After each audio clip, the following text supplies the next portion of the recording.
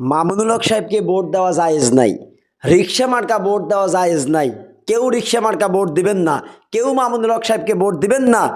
আপনি যদি বাংলাদেশ চান, শান্তি চান, শৃঙ্খলা চান, তাহলে আপনি ধানের শীষে ভোট দেবেন।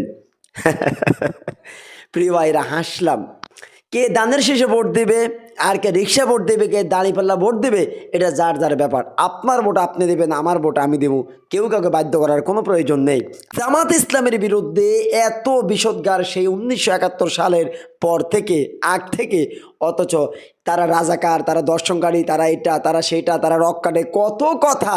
কিন্তু আজও জামাত এমন এক পর্যায়ে টিকে আছে, বরং বাংলাদেশের এখন বলতে গেলে দ্বিতীয় দল, এবং কেউ কেউ বলে না প্রথম দল, তারা এখন ক্ষমতায় যাচ্ছে।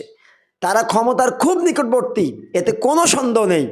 আর আমাদের কওমি অঙ্গন, কিন্তু দুঃখজনক একটাই, কোনো টুপিওয়ালা যখন আরেকজন টুপিওয়ালাকে ঘৃণা করে, মামুনুল হক সাহেবকে ভোট না দেওয়ার জন্য বলতেছে, তারই গড়ানোর কিছু জমিয়তের আলেম, জমিয়তের এক সভাপতি, তিনি বলতেছেন রিক্সা মার্কা ভোট দিবেন না, আপনারা ভোট দিবেন ধানের শীষে। এই কওমি অঙ্গন ফতুয়া দিতে দিতে দিতে দিতে আজকে তাদের ভিতরে এই অবস্থা।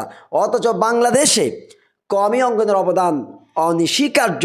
কওমি অঙ্গন এই দেশে আলেম তৈরির কারখানা, ভালো মানুষ তৈরির কারখানা। আজকে কওমি মাদ্রাসা এত বড় একটা অঙ্গন, এই দেশের শতকরা 80% উপরে মাদ্রাসা, মসজিদ, সমস্ত খেদমতগুলো, এবং 80% উপরে ওলামাই কেরাম, কোরআনের হাফেজ সবে কওমি থেকে আসছে। তাহলে তাদের যে একটা জনগোষ্ঠী, যে এক জনপ্রিয়তা ছিল এবং আছে, এবং সেটা যদি কোনো কাজে লাগতো, তাহলে বাংলাদেশ উপকৃত হতো, জাতীয় উপকৃত হতো। কিন্তু দেখেন, জামাত ইসলামের বিরুদ্ধে এত বিষোদ্গার সেই 1971 সালের পর থেকে, আগ থেকে, কিন্তু আজও জামাত এমন এক পর্যায়ে টিকে আছে, বরং তারা এখন ক্ষমতায় যাচ্ছে। তারা ক্ষমতার খুব নিকটবর্তী, এতে কোনো সন্দেহ নেই।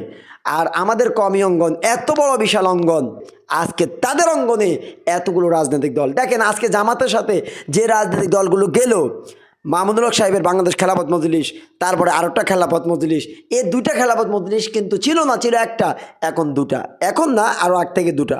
এরপরে খেলাফত আন্দোলন, নিজামে ইসলাম পার্টি, তারপরে চরমনায় পীর, এই সমস্ত দলগুলো তো কওমি অঙ্গনের। তারপরে আছে আমাদের কমের ভিতরে জমিয়ত, আছে ইসলামী ঐক্য জোট, সেটা আবার দুই ভাগ। কেন?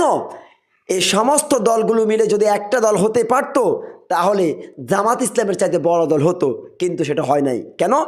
তাদের ভিতরে পরস্পর ফতুয়াবাদী, তাদের ভিতরে একে অপরের নেতৃত্ব গ্রহণ করতে পারে না। আমরা দেখেছি কিছুদিন আগে, আপনাদের মনে আছে, যখন 10 দল 11 দল যখন তাদের আসন বন্টনে একটা ইঞ্জিনিয়ার ইনস্টিটিউটে যখন এটা ঘোষণা করে মামুনুল হক সাহেব সহ কাকে কত আসন দেওয়া হবে, আমরা সেদিন দেখেছি যে জামাতের আমির তিনি তার আসন ছেড়ে দিয়ে তিনি তাদের নায়েবে আমিরকে বসালেন। আমাদের কওমি অঙ্গনে আপনারা পাবেন না। অথচ কোরআন সুন্নাহর সই এলেমটা কওমি অঙ্গনে, কিন্তু তারা এই নেতৃত্ব মেনে নেয় না। কেন? একটা দল দুইটা দল হয়েছে, কেন বাংলাদেশ খেলাফত মজলিস ভেঙ্গে আরেকটা হয়েছে, কেন? জমিয়তের কথা বলতে ভুলে গেলাম, জমিয়ত তো একটা ছিল, সেটা কেন দুটো হলো? তারপর ইসলামী ঐক্য জোট, সেটা একটা ছিল, কেন দুটো হলো? এরকম কওমি অঙ্গনের ভিতরে একটা নেতৃত্ব তারা মেনে নেয় না। ওই না নেওয়ার কারণে তারা টুকরা টুকরা হয়ে আজকে এতগুলো দল। এই ছাড়া গোটা কওমি অঙ্গনে আজকে ফতুয়ার কারণে একে অপরের বিরোধিতা, এতগুলো খণ্ড খণ্ড। আর জামাত ইসলাম তারা কোথায় চলে গেল? আফসোস। এখন যেটা বলতেছি সেটা হচ্ছে, মামুনুল হক সাহেবকে রিক্সা মার্কা ভোট দেওয়া জায়েজ নাই, তাকে ভোট দিবেন না, এটা যখন কোনো মুফতি বলে তখন কলিজা ফেটে যায়। এই কথাটা যদি আজকে বিএনপির কেউ বলতো, আমরা কষ্ট পাইতাম না, আমরা এটা মাথায় গামাইতাম না, এটার দিকে তাকাইতামও না। যদি আওয়ামী লীগের কেউ বলতো, কোনো আফসোস ছিল না। কেন? তারা বলবে, তারা প্রতিপক্ষকে তারা বলবে।